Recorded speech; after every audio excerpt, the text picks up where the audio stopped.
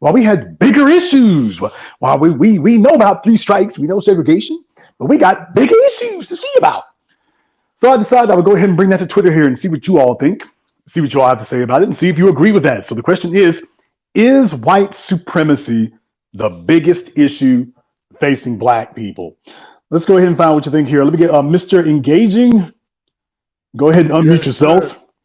Yes, sir. Black Authority, it's a pleasure to meet you and also talk to you straight up. And I just want to tell you, it is the biggest issue that we're dealing with respectfully. Even out in my community right now, I've been trying to reach you and let you know that they killed a black business owner in a holding cell out in the next town over.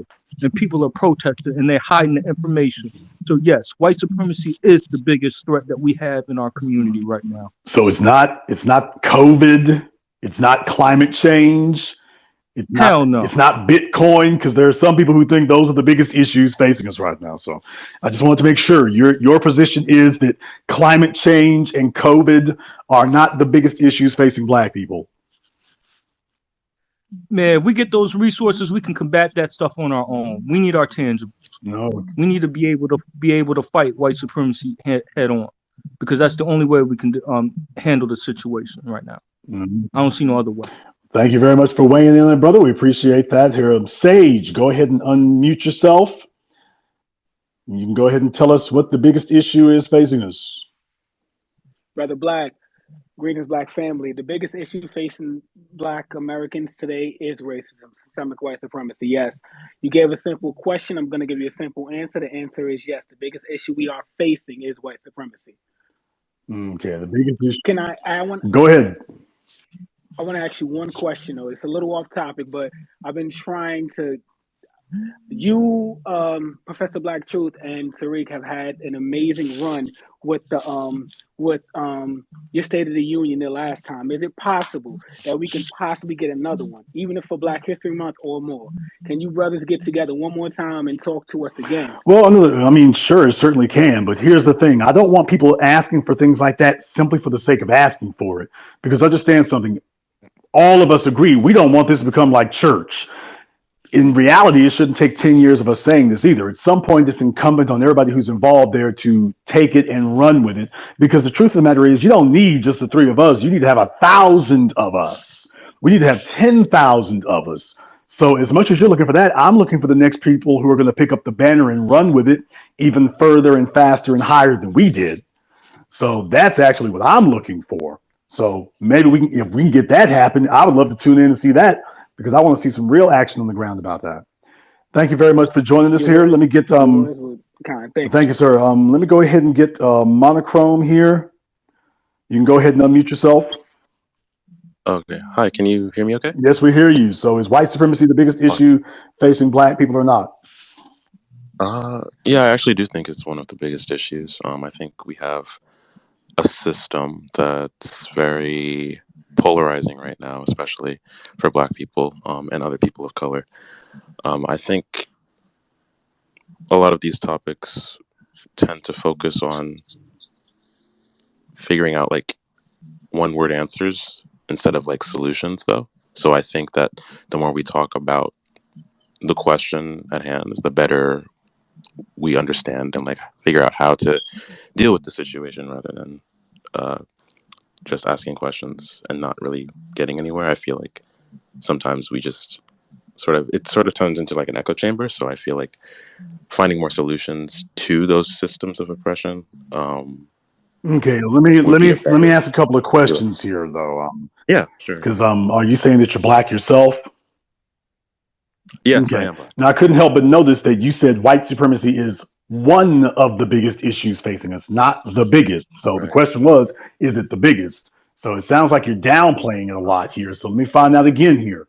Do you think that white supremacy is the biggest issue facing black people? Or, and I hear a smoke alarm back there, so might want to get a 9-volt battery on that. But do you believe Yeah. that white supremacy is the biggest issue facing us, or do you believe that it is one of the biggest issues facing us? Yeah, I guess I didn't answer the question. I didn't answer the question. I don't think it's the biggest issue, but I do think it's Okay. one of the biggest What do you feel is the biggest issue facing black people today? Sorry, I'm not in an area where I can talk really loud. So if you could just go on to the next person, and then if I have time, I Well, can say it okay, later.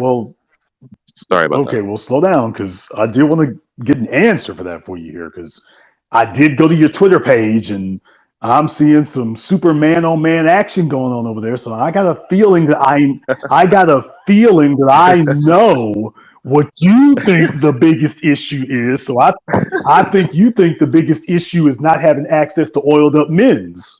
So I did take a look at your Twitter page real quick, and I'm talking about, dude, Yes, expose you that. ain't off the chain, bro. You're off the block over there. What is, I mean, you and No comment right oh, there. No yeah, comment. I No suggest comment. no comment, but it speaks Just for stick to the itself question. over there. So what I'm gonna do is I'm gonna go ahead and put you back on mute here. And when you get ready to speak again, assuming of course you aren't doing something else with your mouth at the time, but I'm just live your life, live your truth. We'll get down how you get down. But if you all want to have your sensibilities assaulted, just go over there to his page. Let me tell you. Sometimes I think that Facebook censors too much, and then I see pages like his, and I'm like, ooh, Twitter might want to censor a little bit more. All right, let me get Troya. You're muted right now. Go ahead and unmute yourself. Yes, hello, good evening, TBA. It's an honor to be in your space. B1 to the family. Yes, white supremacy is the biggest issue, always has been. Why do you say that? Because if you take advantage of the research that's out there, listen to the new black media, listen to the icons and ancestors that have come before us, the message is very clear. It's very on target. It is Black annihilation, particularly foundational Black Americans. It is their single focus. They are focused on nothing else. And if we don't fight it, and if we don't step up and speak out and really take this thing serious and to heart, it's a perilous situation that we're in. And you know, listening to the new black media gives me a lot of um, forward marching. And we have to answer to our ancestors for this. We have to answer to our children. We have to answer to everybody around us. And I'm not going to be ashamed when I have to stand in front of people, and I do speak out, and I'm very, very vocal about it, because they're not playing with us. White supremacy is not playing. They're very focused, and it is a system, and What it do you does say to the affect every people? area. What do you say to the people who say that we have bigger issues, like the previous caller who was on here? What do you say to people who say we have bigger issues, COVID, climate change, finding some oiled up men to snuggle up with, or whatever the case may be? What do you say to people who say we have bigger issues? I'm going to say what I've always said, and I will not detract from it. Not all of us are going to make it. It's just that simple. There's no compromise here. White supremacy wants what they want, and they're using it every single day. They are increasing, they are turned all the way up. And I am focused on people who are like-minded, like myself. I speak my truth. If you accept it, or if you're not ready to accept it, then I let people be where they need to be. But at the end of the day, it's about our survival. It's about foundational Black American survival. There is nothing else that we need to be concerned about. I mean, yes, we have day-to-day issues. I'm not saying that. But if we don't dismantle white supremacy, they will wipe us out with no apologies. Very well stated, sister. We appreciate that. Thank you very much for joining us here. Go ahead, Trenton. Go ahead and unmute yourself. Good evening, everyone. Hello, Mr. Black.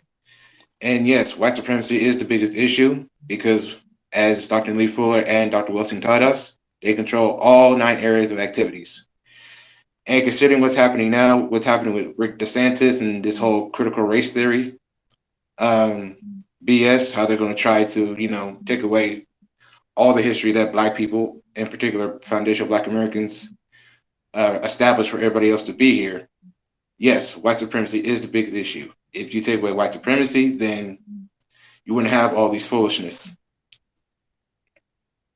So you don't believe the biggest issue facing us is COVID, climate change, Hell LG, no. White LGBT supremacy. rights. White supremacy is the biggest issue. Not COVID, not LGBT rights, not other things. White supremacy is the biggest issue because in history, what is the one constant theme where every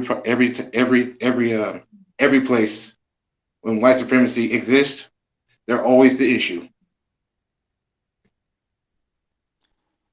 Thank you very much for weighing in with us here. Let me get Jermaine. Go ahead and unmute yourself. Yes, this is Jermaine from Dallas. And Jermaine, what's on your mind? yeah, I have a question. What do you think how black people react when white people finally become a minority by 2042? Will we act like the South Africans, just let the minority rule us, or will we like just take what's ours? The short answer to your question is we're not going to follow the way of South Africa as a group. We're not going to do that. The Africans in Africa have adopted a white saviorism that Africans in the diasporas, particularly in America, did not adopt. We don't have we don't really have the same type of white saviorism complex because we have faced up to it. Just understand, take a look at our history. We are the only group of people who have actually fought against white supremacy on a consistent, continued basis. Everybody else who did followed our lead. They didn't start it, they followed us. So we have a well worn track record that continues to this day, by the way. We are still out in the streets in many cities in America to this day. So we have a track record of doing that. Now, what you are going to face is a concerted effort by the people who they've stolen all these resources and wealth, and they're going to be putting more resources behind propping up black puppets. Their greatest fear is we as a people adopting a code of conduct. That's what they're worried about. Because it used to be, the idea that, well, if we could just get a black face in a high place, would be okay. Now you recognize that, hell, they're just buying off and co opting your black faces in high places. So if you don't have a code to push first, if you don't have an agenda that you support first, that won't matter. So the battlefield now isn't so much kowtowing to a white minority as much as it is, do you have a black agenda? That's the real question. You go and take look at places like Atlanta, and rainbow flags and strip clubs. That's not an agenda. You go take a look at DC and combat boots and whatnot. That's not an agenda. What they're doing there. So you've got spots and places where folk do understand. So it's really going to be about a grooming process. But my short answer to your question is, I don't think we're going to follow the same track because historically we haven't. Take a look at us with the Black Wall Streets. Take a look at us in the entertainment industry, sports, banking. We're starting to get our feet under us in that regard. You have a bunch of black kids, young black people in particular, who are becoming very well versed in stocks, bonds, trading, investing, credit scores. So they understand that. The only thing that could derail them is a loss of an agenda. And they start telling themselves we're all Americans. So that would be the only thing to be afraid of. But I'm not worried about it going the way of South Africa because they didn't even have slavery as we've known it. All they had was segregation, and their response to segregation, apartheid, was truth and reconciliation. That was their response to it. Our response was to hit the streets and light things up. That was our response. All right, thanks. Thank you very much for joining us here. I'm asking a simple question here tonight. And if anybody wants to speak, you can go ahead and jump in there. I'm just asking a simple question. Is white supremacy the biggest issue facing black people or not? Is white supremacy the biggest issue? And the reason why I ask this is because back in 2020, when Joe Biden was running for president, I opened up the phone lines on my YouTube channel and I was asking people, if they were going to vote for Joe Biden. And a number of people called up and said they were going to vote for Joe Biden. And all I did was remind them of Joe Biden's record, which is very public and very clear, and asked them, okay, so Why is it? How is it you're bending yourself to overlook that? And their response is almost to a man. There were women as well, but to a man, the response was universally, "Well, we got bigger issues." Well, when you try to find out what the bigger issue was, well, what about COVID? Well, we need to worry about that. Well, what about Trump? We need to worry about that. Well, okay. So the real question is white supremacy the biggest issue facing us? And this is important for young people because young people today, and I'm talking about those of you under the age of 30.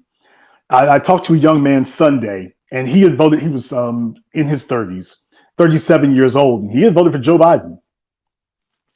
He had voted for Joe Biden, which of course makes you say, well, why? He was like, I didn't know anything about three strikes. My parents didn't tell me.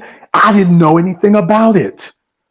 Well, when you take a look at the age, he actually would have been in elementary school when all this was happening.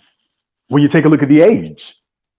So time has slipped into the future. And for those of us who had come of age in the 90s, and we remember seeing Bill Clinton on Arsenio, and then that progressed to Bill Clinton shaking hands with Newt Gingrich, and then that progressed to Southern white men, by the way, and then that progressed to the three strikes law with their good Yankee buddy Joe Biden.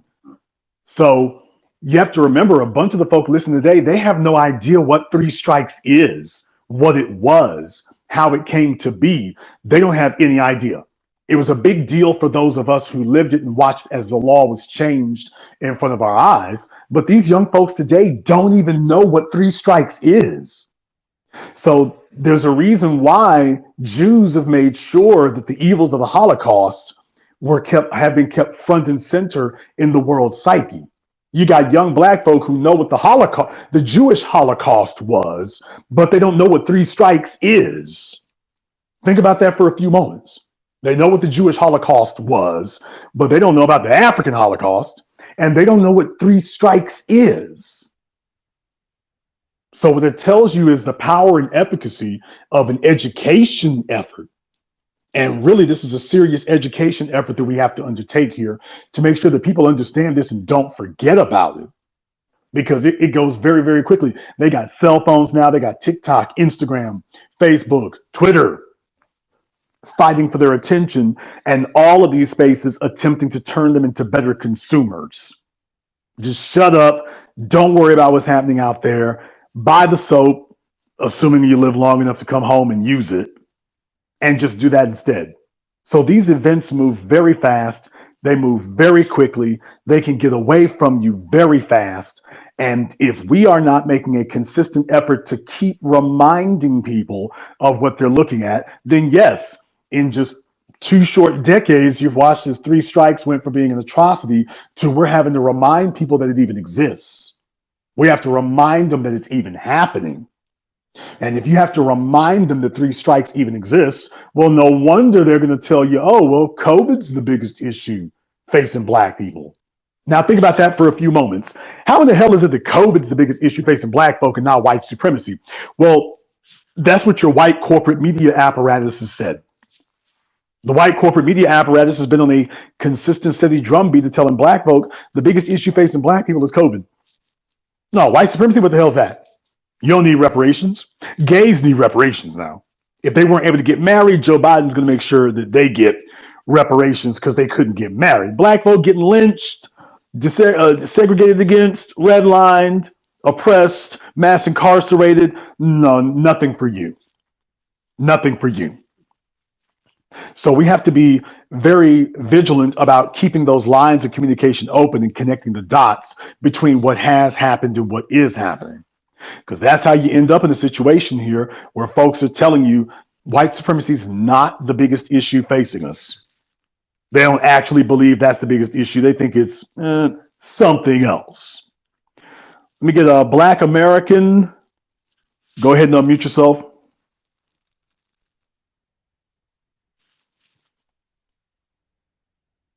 Okay, Black American. He wanted to speak. I guess he didn't want to speak there. If you want to, you can go ahead and try that again. But the reason why I was doing this was because those were the answers that I was getting. So I wanted to ask you all about that, especially when you see things like as soon as the Super Bowl game shows up or whatever, people sit up and start dancing and jumping around and playing. And it all seems like fun and games until something of a serious issue happens. So that's why I was asking the question here tonight: is white supremacy the biggest issue facing black people or not? I found it very interesting that the first person who was talking about it wasn't, by the way, has some other agenda. And maybe some of y'all are related to some people like that. Maybe some of y'all are related to some folk and they've got different priorities. So they're telling you what they don't need to have or what the rest of us don't need protection from. Let me get a LB. Go ahead and unmute yourself. Hey, how you doing, sir? Appreciate you for giving me a chance to elaborate on this. It's easily the biggest issue facing Black America, considering that we can't get reparations, but everybody else can, and but yet these people out here still asking us to vote for them, and it's like, for what? You haven't given us anything. And then on top of that, the way there's the disparities going on in education and housing, and because when it comes to white supremacy, I see it as like an oak tree. It branches out to like other avenues to where black people are at a disadvantage, and they always rate the game to that point where we at a disadvantage. And then it doesn't help when you always got some crash test dummy coming in front trying to put on this illusion that is not. So that's all I got. I appreciate you for letting me elaborate. Well, let me find out here from you, brother. So you're telling us that you don't think COVID is the biggest issue facing us? No, because far as I'm concerned, white supremacy was here way before COVID. And if you ask me, I think they're the ones that created it. Well, according to what we've seen from Fauci, there's some folks are making that argument there as well. So you don't believe climate change is the biggest issue facing black people? No. So you don't believe that LGBT rights is the biggest issue facing us? No, bussyism is not the biggest issue. Okay, well, you might want to get a hold of old boy back there. He's of a mind or something else that's the biggest issue confronting us today. So go ahead and let him know. Thank you very much for checking in with us here. A Black American, go ahead and unmute yourself here. Yeah, how you doing, Jason Black? What's on your mind, brother? Yes, I do believe white supremacy is the biggest issue. However, we have to figure out how to fight white supremacy. And one of my ideas of fighting white supremacy in the United States is that white supremacy is dependent on the system of the United States, the federal government, and the 50 states. Now, if Black Americans can concentrate their 80% of their population into the 8-state southern region and take supermajority and political control of those 8 states, then we can take away some of white supremacy power system to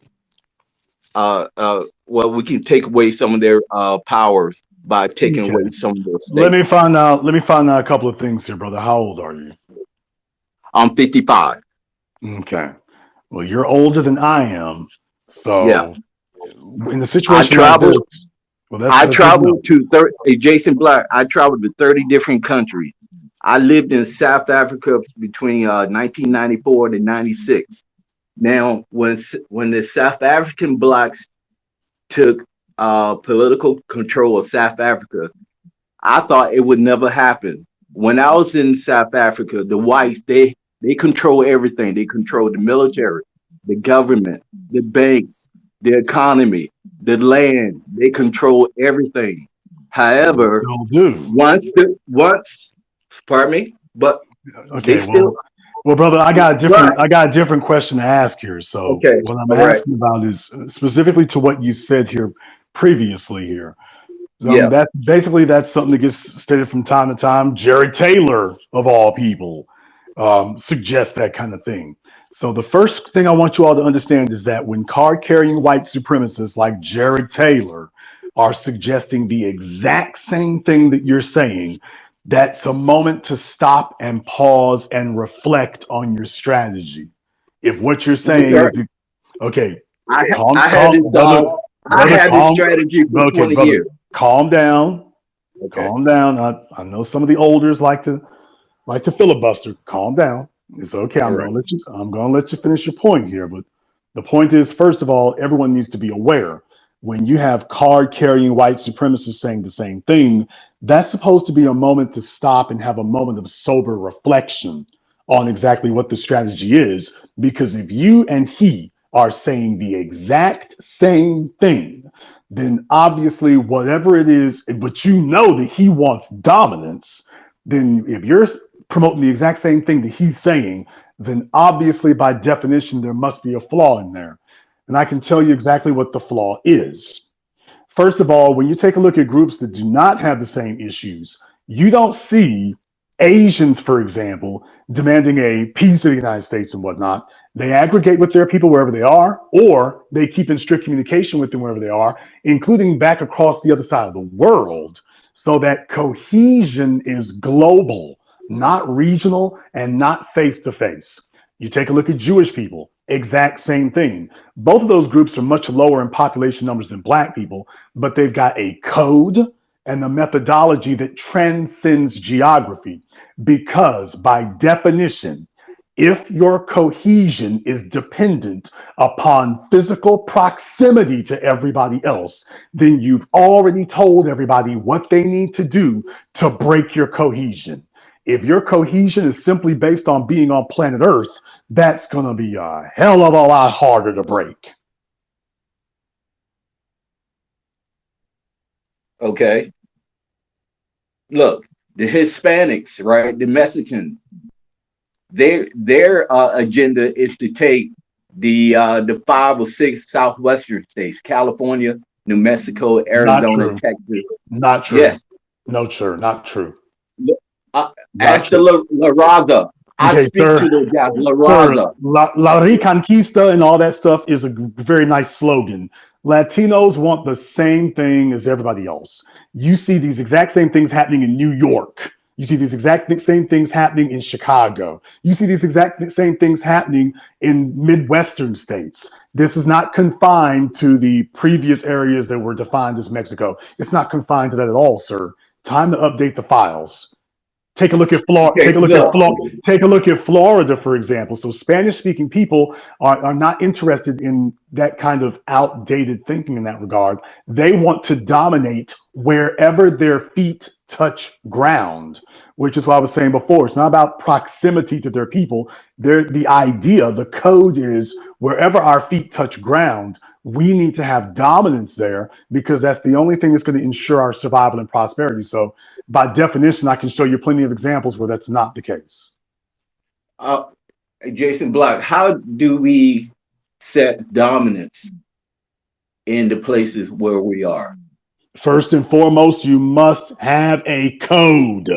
It doesn't, and when you have a code, it doesn't matter if there are only 5 of you or if there are 5 million of you, things will get done in your interest. If you want to take a look at where black people have population numbers but no power, I can show you a place that doesn't have a code. Once that's why we come back to the example of Jewish people, whether it's Eric Cantor and Joe Lieberman or Debbie Wasserman Schultz, they disagree on certain other things, but when it comes to what is in Jewish people's interests, they all lock arms, and that's the way it's supposed to be. Even and it doesn't matter what their numbers are at that point. So once you have a code, that then directs the economy of your numbers. If you then realize it becomes incumbent on you that you can't be struggling, you can't be impoverished and be comfortable with it because being impoverished makes you vulnerable. And then you realize that you need to hook together with other people of like minds because we're all we got. So when you put all of that together, just 5 people could get a hell of a whole lot done if they're on code and they are all equally driven and motivated by the same code. Yes. Look, Jason Black, to establish a code, you have to have a system. And a system that's in the United States is the 50 states. If we have several states Black Americans will have a system, and then we can establish a code. Okay, but if you can't, all systems are based on microcosms. If you can't make it work in one square block, we'd be a fool to believe that you can make it work across 3 square states. Sir, a square block is not a system. We Yes, need it is, sir. when I say a system, when I say a system, the state has a court system. The state has a school system. A state like the 50 state, they have their own military. A The block Italians doesn't and have the a Asians military. and the Irish neutralize those things simply on their square blocks, sir. So history proves that that's not Well, sir, accurate. see, sir, I live in an Asian country right now, and I understand how they do it. Look, Okay, I live the in Japanese, America. right? Look, but I'm in it. Look, I'm American. But I live in Southeast Asia. But I am a Black American, right? And I know how they use the system. I know how the foreign people use the system. Look, example, people that live in China, right? They send Chinese people to America, right? Then the Chinese people in America, they set up businesses in America, and then they import goods and services from China to America, and then they sell those goods and services in the United States. That's how that's their code. Yes, That's sir, but their that system. doesn't require square states, sir. You're proving my point. All they need to do is set up, But sir, sir, what I'm sir. trying to say, It's okay, Jason, sir. what I'm We're trying not to going to say, talk over the host, sir. We're not going okay, to do that. You're proving my point, and everybody listening understands. All you're doing with all this extra talking is proving my point. All they do is set up a beachhead. If you can't prove that your theory of a system works in a shopping plaza in 1 square block, then we would be foolish to believe that you can make it work across square states. You haven't proven that you can actually do it in a small area. If you can do it in a small area, you've already got what you need. That's the point that's kind of, I think, is kind of flying over our heads here. You okay, you do that, Jason, you do that, and all you really need to have is, do you realize how much more powerful that is? Because you can set up a network a whole lot easier in that regard than this idea that somehow you're going to quote unquote take states. Because here's the real problem. That's not going to happen. This pipe dream of black folk having black states in America, that's not going to occur. It's already been divided up too far. You're not going to move the white folk at all. You're not going to move the Latinos. You absolutely will not move the Native Americans. So that's not feasible. It's a good little pipe dream while sitting around passing the hookah, but it's hey, not something that can actually Jason, happen. Jason, listen, you don't know what you're talking about. Jason, you listen. I've been listening to you for 10 years, and you say all this bullshit, Okay, but you sir, want to you say, are very triggered. yes, I'm very triggered because you're a bullshit. Okay, let me give you a moment to breathe. Because I said something about hitting the pipe, and he got real triggered when I said hitting the pipe. So I'm like, okay, if he's fresh out of rehab, where's old boy who was here getting oiled up with people? Path of Justice. Hang on a moment. Where was old boy who's getting lathered up with people? Because I might need to give you his numbers. I went to his Twitter page. He has a good reputation of rubbing men's down, so he might be able to help relax you or something, bro. It's not that serious to respond like that. It really, really isn't. Just calm down. Take a moment. Understand something here. I understand. It's some of them are fresh out the joint. It's all right, but let's not do that. Let's not do that. Now, if you'd like to try to unmute yourself, you can try that and we can start that again. But sir, Okay, you have to switch to decaf. First of all, you need to switch to decaffeinated is all my right, first suggestion. Lay off the Red Bulls. okay, all right, Jason. In 2016, you wanted to interview me, but I declined the interview because I wanted I wanted you to interview me. no, you wanted me to come on your show back in 2016. Okay. I don't You even know, know you. Black American Homeland. I'm the guy that's been preaching the Black American Homeland for over 20 years. Okay, That Black sir. Americans, Sir, I don't have the slightest clue who you are. Perhaps in between bong hits, you got me mixed up with some other guy. I don't know who you are. And I've never invited you anywhere. So not sure but where it's the mix up not sure where the mix up is coming from. But by all means, I don't know who you are. okay. All right. and Good and I enough. don't and I don't ask people. Let's get something straight. I don't really ask people to be on my program. So that's the first clue that you're not correct. I don't really ask people to be on my program. I don't depend on guests. I don't want my program to be guest driven. So I wouldn't actually ever ask somebody. Now, if you actually was putting in work in the streets or something, that would be different. If there was some court case that involved you, that'd be different. But just some anonymous person on Twitter or something, no, I would never ask you to be on my program. So that's a bit of misinformation. But Okay. that might maybe that explains why it is that you're so triggered. Thank you very much for joining in here tonight. So it's a case of mistaken identity, is what it is. For those of you who follow me, you all know I don't ask people to join me. I don't ever do that. Path to Justice, go ahead and unmute yourself here. Hopefully, you are already calmed down. Thank you again, Jason. This is Benjamin out of Decatur. Again, thank you for this. My simple answer to the question would be: it is the biggest issue facing Black people. The only caveat I would say is that even though the system is the 20-ton well above our heads. The problem is, I feel like the deeper problem is again our attachment to the system of to the values of white supremacy being why we can't do it. Like the gentleman just called, he give 5,000 excuses about why we can't do this and why we can't do that. Like a lot of that mentality goes back to slavery. I mean, that deep into white supremacy as far as inferiority complexes, or well, I don't think he was cooning per se or samboing, but in his case, an inferiority complex that again Well, goes back it's to Negro. It's Negro babble at that point here. You have to understand when you're dealing with individuals who are accustomed to being powerless, what they then resort to are fanciful strategies, things that in theory, oh, it'd be great if that could happen, but in reality, it's not something you can do.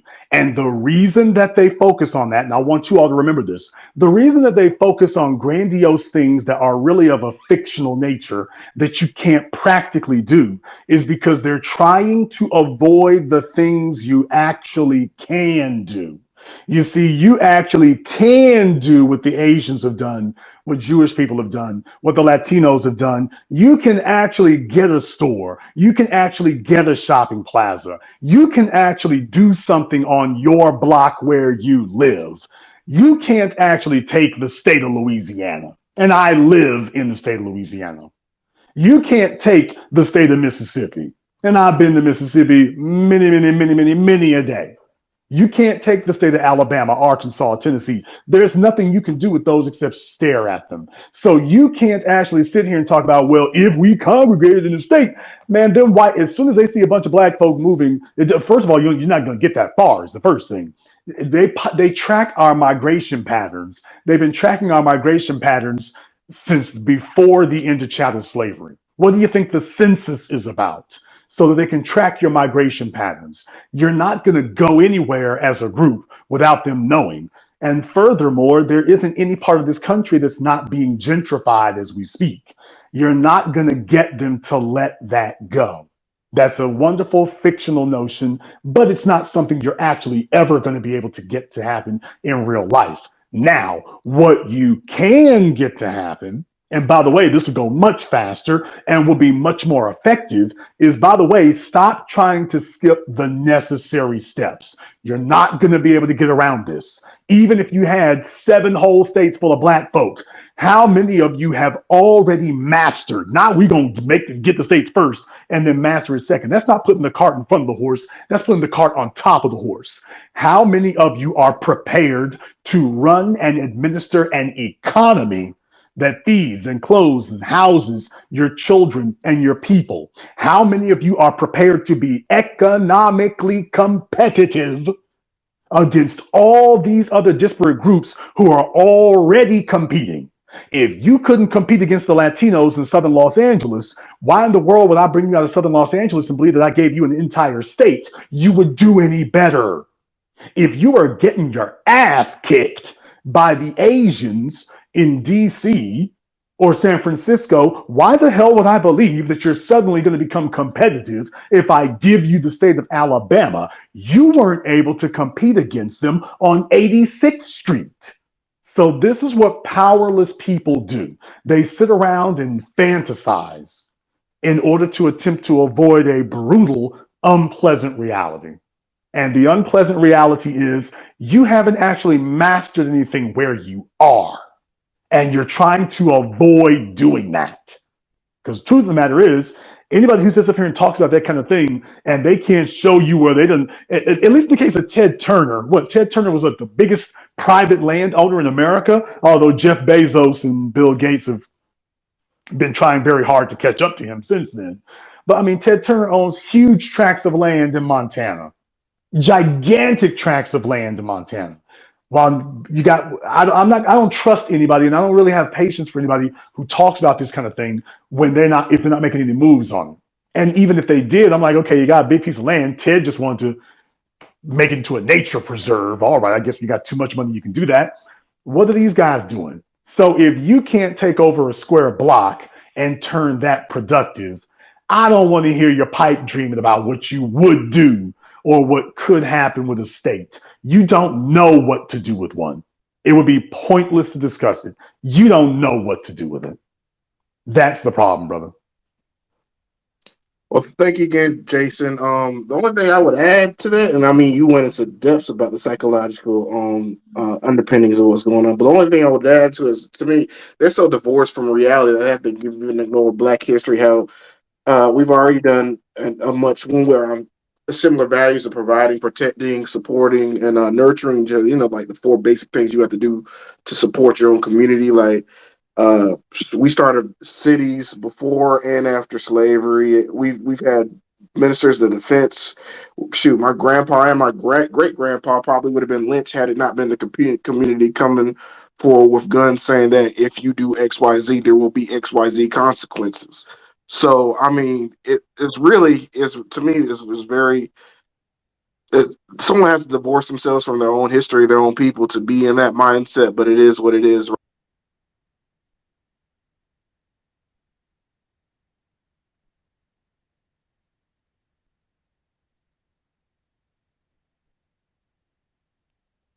Okay. I don't know if you heard any of that. Okay, I think I got dropped. Okay, hold on for just a moment here, okay?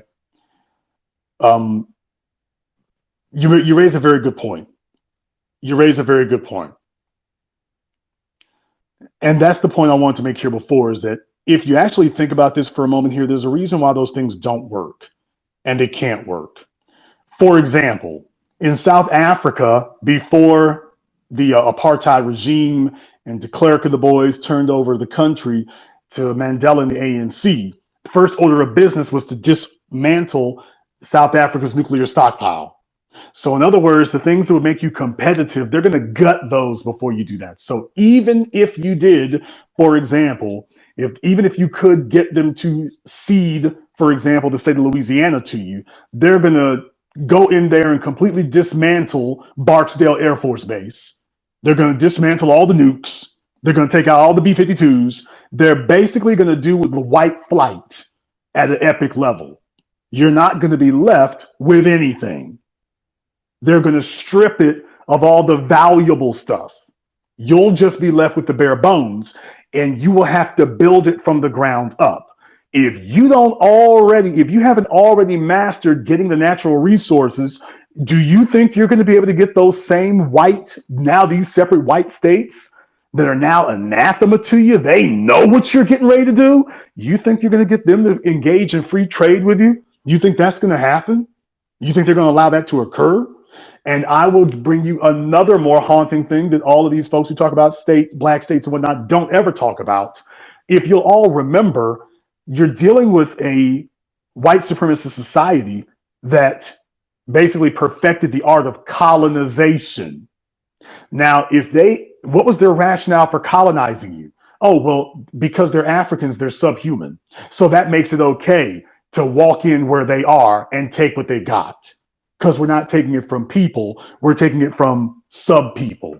Well, even if they ceded those states to you, what makes you think that if they want them, they wouldn't just simply come back at some later date and do what they did in Iraq, Egypt, Syria, what Russia's trying to do in Ukraine? We can go down the list.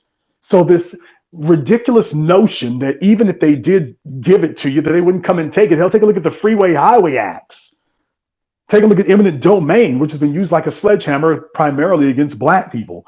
They've got centuries of showing us that, yeah, even if it's something that belongs to you, we'll just come in and get it. And if they do that this time, they wouldn't do it with, it's not going to be guerrilla warfare in the streets. Those daisy cutters and MX missiles that they took out of the Air Force Base when they left, yeah, they'll be coming back, only you'll be on the business end of them. So it's not going to be guerrilla warfare. They're going to be like, oh, hell, just clear the whole damn state. It won't even be as nice as what they did in Iraq. Just blow the whole damn thing up. Just clear the state, bomb it from one end to the other, and that's the end of that. Tell them we just had to do it. They were terrorists. They were terrorists, and we just had to do what we had to do. Sucks to be them. And then next thing you know, there it is. So people who underestimate how evil this demonic culture is, even after centuries of seeing how they get down, centuries of seeing how they move, but their fantasy doesn't take into account reality. It doesn't take into account the reality that these aren't things you can practically do. They have to completely ignore what these people have been doing for centuries and say, well, don't worry, they'll be done with it this time. Or fantasize, well, don't worry, we'll be ready for their fighter planes. Well, only if you got fighter planes of your own, only if you have tanks of your own, only if you got bombs of your own. And then, of course, you have to be more organized and more disciplined than they are. Now, there's going to be a big issue because black folk as a group have been taught to be individuals as opposed to move as an organized group. So you're going to be up against an outrageously well-organized, well-disciplined white supremacist society that could just come back in 50 or 100 years, and anything that you got that they gave you, they can just come and take it. Now, it would be different if you could take those things. Now, if you could do that, now that would be different. If black people could take the state of Florida or take the state of Alabama or take the state of Mississippi, well, if that government didn't give it to you, if you took it on your own, theoretically, you could hold it, or at least you could keep it. But then again, I don't think there's very many of us who believe that you could take it either. I'll let you have the last word, Path of Justice. Well, I literally don't have much to add to that because I think you're not only correct, but you're probably more, you're just being concise. You probably know a whole lot more than even you're giving out right now that even proves your point on a deeper level. I guess the only thing I look at white supremacy is this emotional center, and this is, I guess, getting into the minutia, is fear, control, and resources. But that's really just a nice way of saying that it's a culture, it's a war culture. So if we thought about it like that, we would see all these expansions and everything else, like, okay, we're in war because that's their values to us at the end of the day, and stop being comfortable when they allow us to be comfortable, because that's just an easy way to do warfare. So anyway, thank you for everything, Jason, and you take care. Thank you very much for joining us here, brother. We appreciate that. Like I say, these are fanciful notions, but they're not things you can actually do. They're not things you can actually have happen. They're not things you can actually have occur. It works well in theory, it works well between your ears, but it's not something you can actually do. You can't take these places. And even if you could, you couldn't hold them. But even if you could take them and hold them, if you haven't already perfected what to do, you can't on the job train at nation building, people. You can't on the job train at that. You have to be ready walking in from day one because you're not going to get help from anybody. These other folks, literally at that point right there, everybody's going to be like, okay, now it's all of us against them Negroes. It's all of us against them. You're not going to be able to maneuver anything else. You don't have any civil rights legislation to help you anymore if you're a separate nation. No more civil rights legislation, no more of those protections, as paltry as they've been. You don't have anything else to even insist on. Basically, they can just do you like they're doing Haiti and Dominican Republic and whatever, and understand something. That'll be the first order of business. You're a separate nation. Sanctions.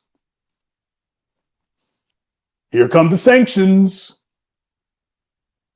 And furthermore, it's going to be very, very difficult to get. I say difficult to keep from saying impossible. Think about all the oil wells. Let's just say they gave you the state of Louisiana. Well, the oil wells off the coast in Louisiana would now be under the jurisdiction of whom? Your new African states or under the United States? If they tell you, yeah, our oil wells still belong to the United States, what are you going to do? Even if you want to claim them as your waters, how are you going to enforce that? You're going to enforce it with what? So these things work wonderful in the imaginary world of Disney, but they don't work in real life. If you want to engage in nation building and if you plan on becoming an immediate rival to the single biggest military power on the planet and the largest, strongest, most devious economy in the history of mankind, you got to be ready. You can't sit up here and shoestring band it. You're going to have to be all the way ready. And you're going to have to be ready from day one. You can't wake up on day one, ooh, let's figure out how to build a factory. No. Let's figure out how to do it, how to forget replacing tires. You're going to have to learn how to make them.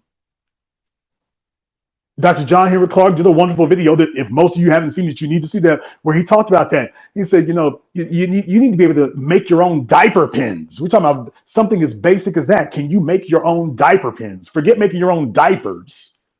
Can you make your own diaper pins? Can you make your own pens and pencils? Can you build your own cars? Because you're going to need to be able to, if you plan on having a modern functioning society that is going to be competitive. Because if your idea is, well, we don't need all that right there. That's the white folks stuff right there. We don't need to have all that. We don't need no fancy cars and automobiles and airplanes. Okay, fine. I will give it to you there. You go ahead and establish your wonderful, beautiful agrarian paradise. If you don't believe that they could march right in and overtake your agrarian paradise in exactly 2.3 days, it doesn't matter what your ideals are. You're in this now. You're in a world of planes, trains, automobiles, atomic weapons, and chemical warfare. That's where you're at. Are you prepared to be able to compete and survive in that environment with individuals who have historically been inhumane towards you? Forget brutal, they've been outright inhumane. And now there's nothing to stop them. Nothing at all. If you don't think there's going to be white insurgents all over the place, like I said, you're kind of just whistling past the graveyard. Kind of just whistling past the graveyard. These are wonderful fantasies to have in our heads, but they don't work in real life. Demonstrate that you can set up a gun shop, and then I can believe that you could start a gun economy. Demonstrate to us that you can build a automobile, and then I will believe that you can build an automotive industry. Demonstrate that you are able to have a complete ecosystem of agriculture. Now I'm talking about from the field to the plate, as Dr. Claude Anderson called it, from the boat to the throat.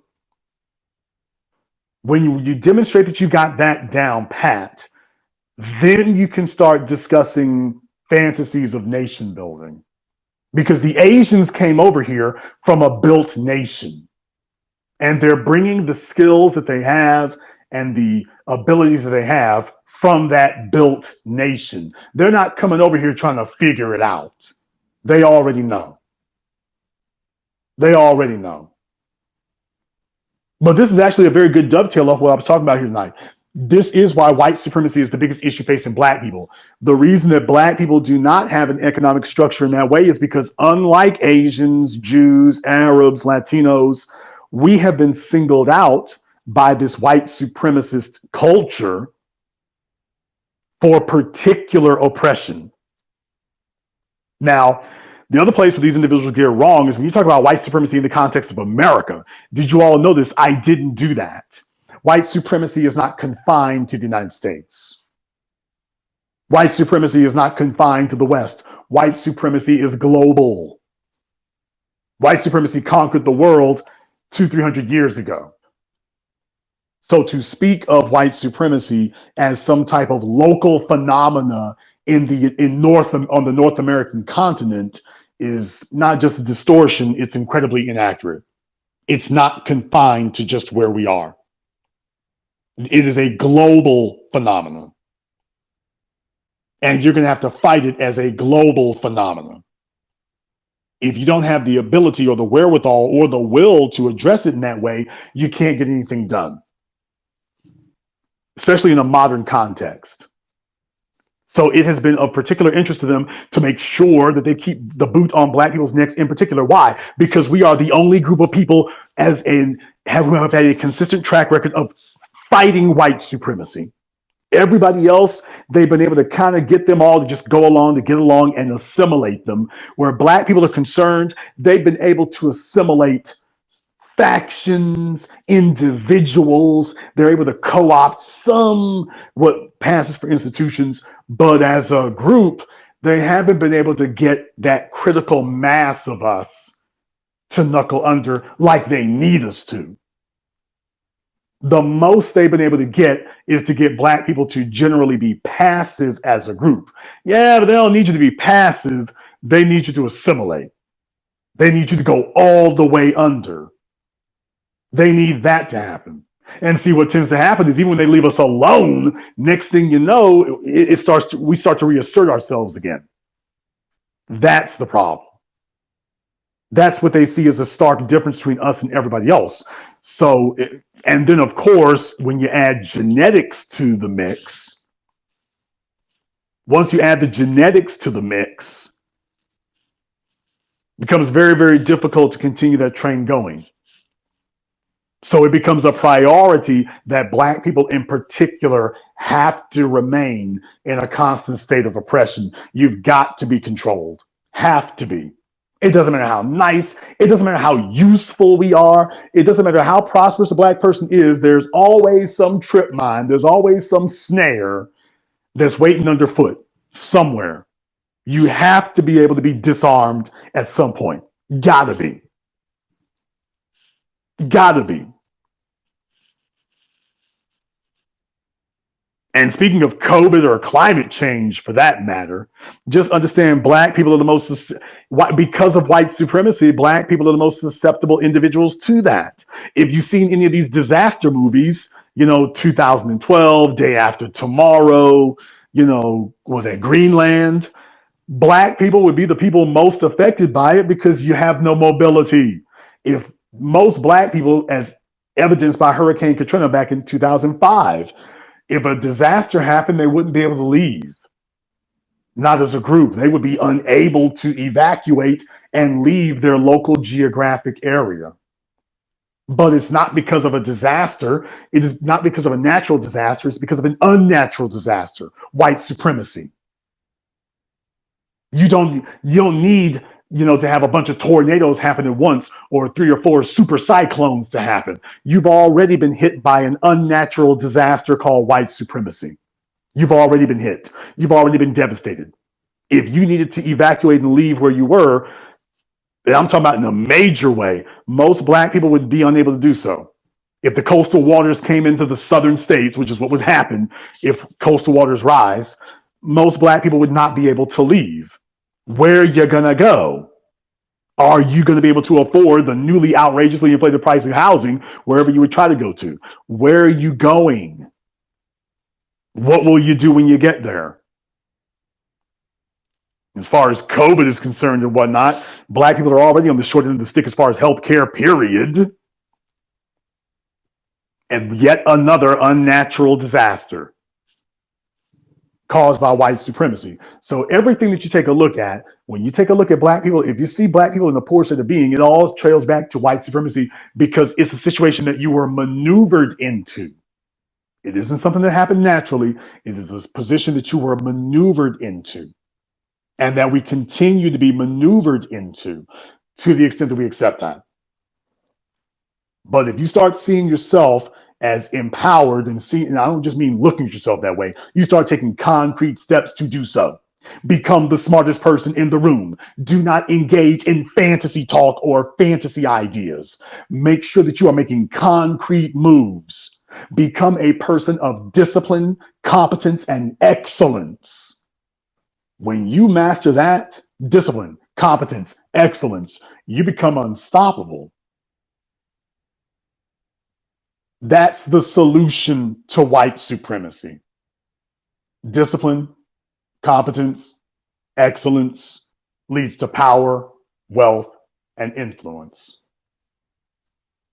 I want to thank you all for joining us here tonight. This is going to conclude our edition here of Twitter Space. Go ahead and join us for the next edition here coming up.